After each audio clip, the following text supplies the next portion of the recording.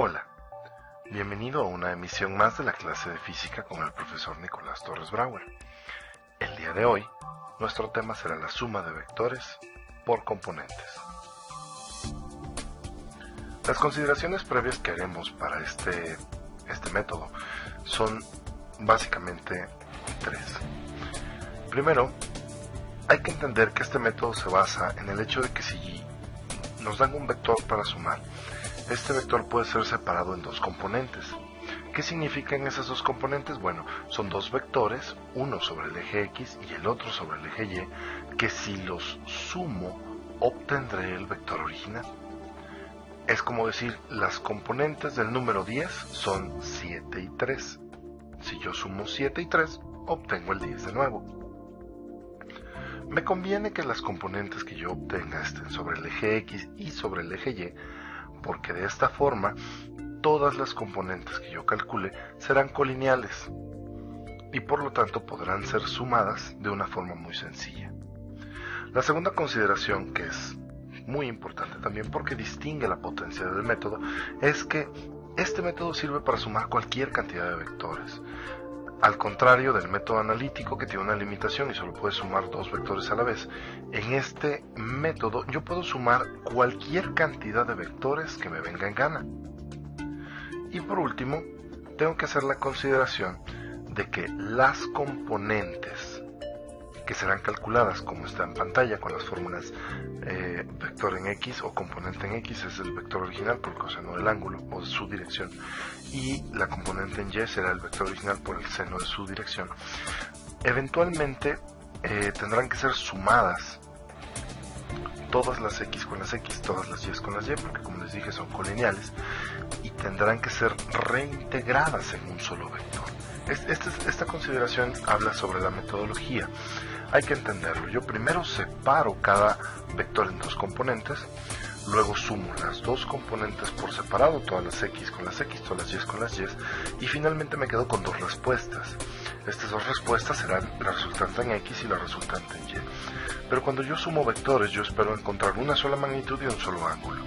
Entonces, ¿qué hago con dos vectores? Pues simplemente los tengo que reintegrar sumándolos como si fueran vectores ortogonales. Esto es el caso 2 del método analítico, donde R va a ser igual al primer vector al cuadrado más el segundo vector al cuadrado y luego le sacamos raíz, y el ángulo que se va a obtener va a ser la tangente de menos 1 de un vector entre el otro. Las fórmulas están en pantalla. Por último, los vectores en los métodos analíticos, como ya hemos visto, necesitan ajustes. El ajuste del método analítico es en base al dibujo y para realizar ese ajuste tenemos que hacer observaciones y tenemos que hacer cálculos basados en geometría. Eso lo complica un poco. El ajuste del método analítico puede resultar complicado. Sin embargo, el ajuste del método por componentes es extremadamente simple. Lo único que hay que hacer es determinar en qué cuadrante queda mi vector.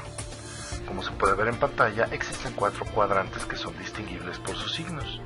El primer cuadrante tiene ambos signos positivos, el segundo cuadrante es negativo-positivo, el tercero tiene ambos negativos y el cuarto cuadrante tiene positivo y negativo. Una vez que establecemos esto, simplemente tenemos que determinar, en base a los signos de los vectores resultantes, en qué cuadrante está mi vector resultante. Una vez que se haya determinado esto, decidiremos qué operación realizar. Si estoy en el primer cuadrante, no hay ajuste. Si estoy en el segundo, tomaré el ángulo que obtuve y se lo restaré a 180. Si estoy en el tercero, se lo sumaré a 180. Y si estoy en el 4, se lo restaré a 360. A continuación veremos unos ejemplos.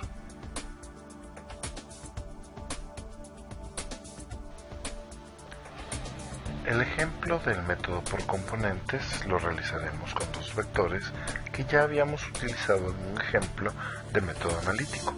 Esto nos va a ayudar a comprobar si el resultado obtenido por el método anterior es correcto. Antes de comenzar con el método por componentes, hay que entender que el método por componentes tiene pasos que deben ser comprendidos.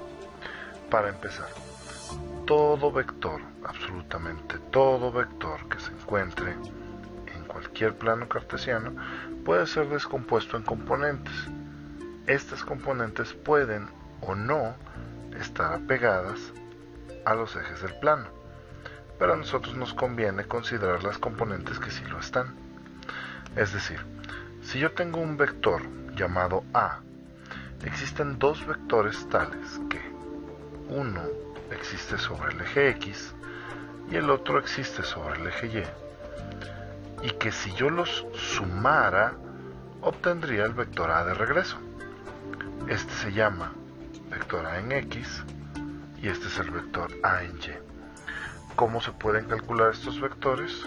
Pues tomando el vector original y multiplicándolo por el coseno de su dirección para el vector X, y para el vector Y tendríamos que tomar el vector original y multiplicarlo por el seno de su dirección. Esto lo haremos con todos los vectores que nos pidan que sumen, para al final quedarnos con puros vectores que están sobre el eje X y sobre el eje Y. De esta forma tendremos una suma de vectores colineales que lo hará mucho más sencillo.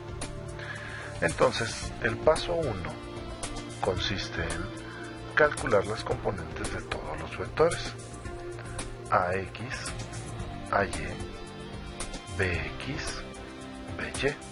Si tuviera más vectores, pues continuaría poniendo aquí CX, CY, DX, DY, etc. El primero sería A coseno del ángulo, A seno del ángulo. Hay que recordar que para Y usamos el seno y para X el coseno. En este caso, como ya voy a trabajar con el vector B, B coseno del ángulo y B seno del ángulo. Si tuviera un vector C, diría C coseno del ángulo, C seno del ángulo, etc. Sustituyendo los valores, el vector A tiene un tamaño de 15 y el coseno de su dirección, que en este caso es 70 grados. 15 seno de 70 grados. La expresión es la misma, simplemente cambia la función trigonométrica. 12 coseno de 300 grados y 12 seno de 300 grados. Una vez que tenemos esto, calculamos rápidamente. 15 cos 70, esto es igual a 5.13 metros. Misma situación, ahora es 15 sen 70, 14.1 metros, estoy haciendo un redondeo ahí. 12 cos 300,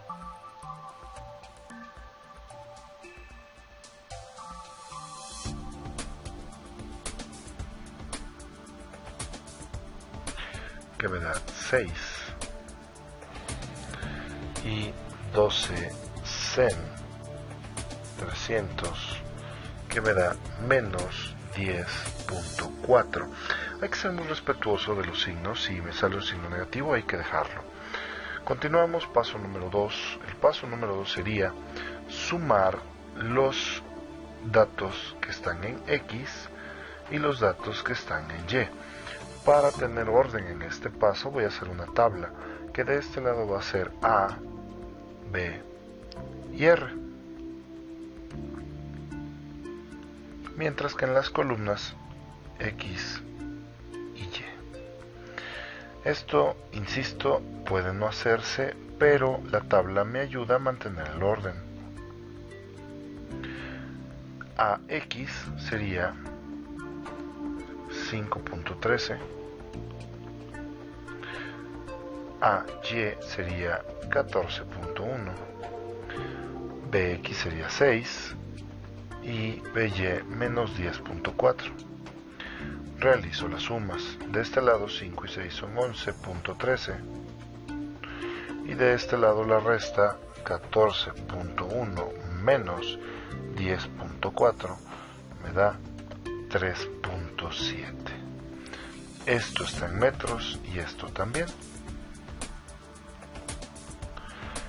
Ahora lo que tengo, hay que entenderlo así, es los vectores resultantes. ¿Pero por qué digo vectores? Solo estamos buscando un vector resultante, pero tengo un vector resultante para el eje X y un vector resultante para el eje Y. Debido a que uno de los vectores está sobre el eje X y el otro vector está sobre el eje Y, lo que tengo es un par de vectores ortogonales, el caso 2 del método analítico. Por lo tanto, el paso 3 será sumar este vector y este vector.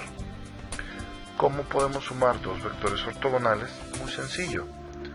R es el primero al cuadrado más el segundo al cuadrado, y a eso se le saca raíz, mientras que el ángulo será tangente a la menos 1 de el vector en Y entre el vector en X.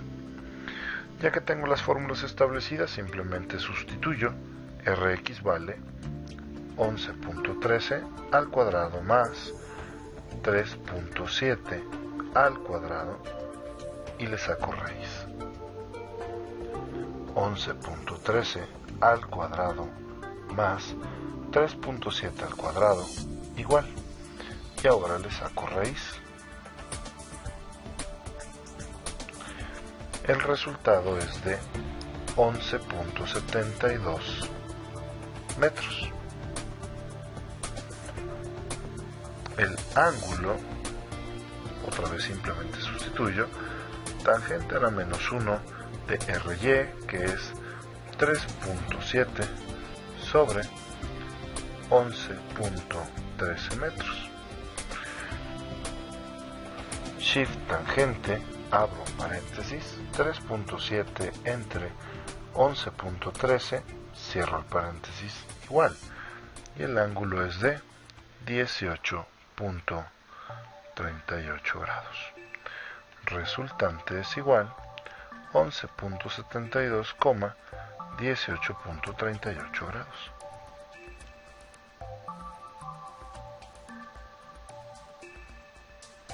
Como podemos ver, este resultado, que es el resultado de un ejemplo anterior que habíamos hecho por método analítico, es extremadamente similar. 11.73, 18.4 comparado contra 11.62 y 18.38. Con esto comprobamos que independientemente del método utilizado, el resultado debe de ser el mismo, o por lo menos debe de ser una aproximación extremadamente buena. Segundo ejemplo. Vector A, vector B y ahora vector C. Digamos que es 3, 4 y 5. No hay que complicarnos mucho con los ejemplos. 10, 30 y 200 grados. 130. Ok, tenemos tres vectores, tenemos sus respectivos ángulos. Paso número 1. Calcular AX, AY, BX, BY, CX, CY. Recordamos las fórmulas. 3 coseno de 10, 3 seno de 10, 4 coseno de 130, 4 seno de 130, 5 coseno de 200, 5 seno de 200. Rápidamente, 3 coseno de 10, esto es 2.95, 3 seno de 10, 0.52, 4 coseno de 130 menos 2.57, 4 seno de 30, perdón, de 130.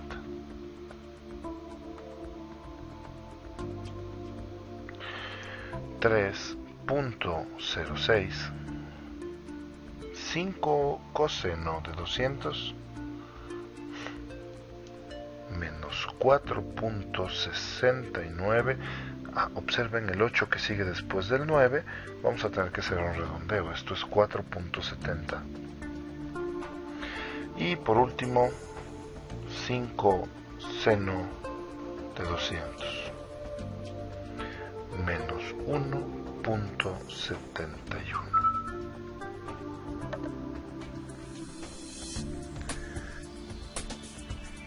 La segunda parte vuelve a ser la tabla. A, B, C y R. Mientras que las columnas volverán a ser X y Y.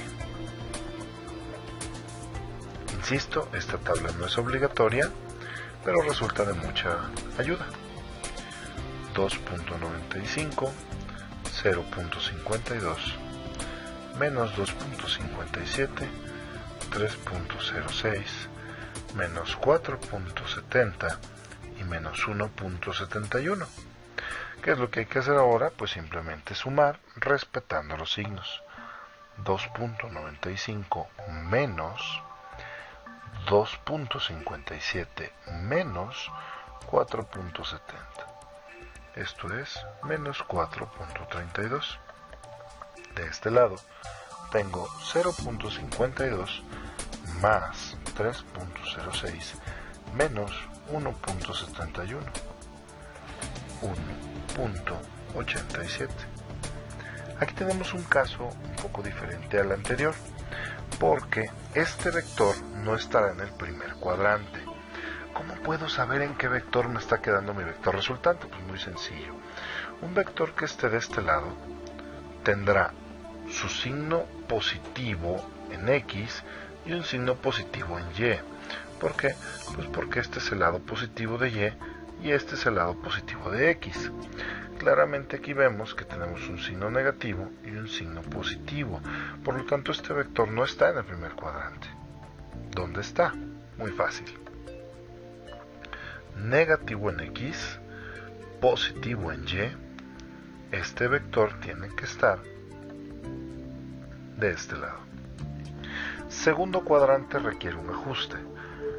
Primer cuadrante no lleva ajuste. Segundo cuadrante, tercero y cuarto sí llevan un ajuste, aunque estos ajustes son bastante más sencillos que en el caso anterior. En este caso los ajustes son por cuadrante. Aquí no hay ajuste. En este caso, a 180 le restaremos el ángulo que obtengamos. En este caso, a 180 le sumaremos el ángulo que obtengamos.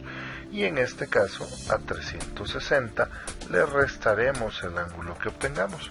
Entonces simplemente hay que determinar en qué cuadrante está mi vector a través de sus signos y después proceder a hacer el ajuste que sea necesario.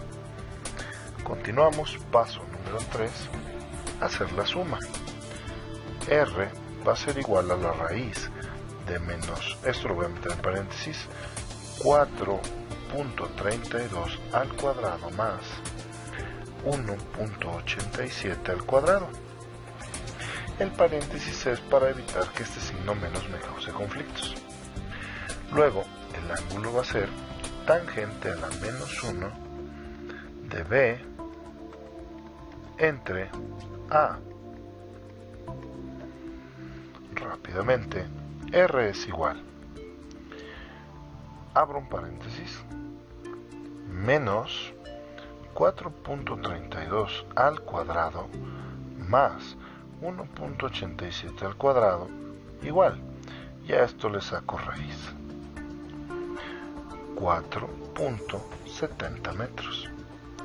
71, porque le estoy haciendo un redondeo. Mientras que el ángulo es tangente a la menos 1 de 1.87 entre menos 4.32. La respuesta es de menos 23.40 grados. Ojo, voy a hacer 180 menos el ángulo. Este menos es este menos. No tengo que cambiar el signo. 180 menos 23.40.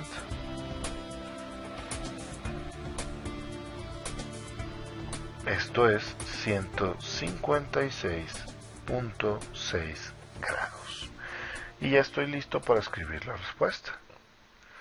Mi respuesta tendrá que ser R es igual 4.71 metros, 156.6 grados.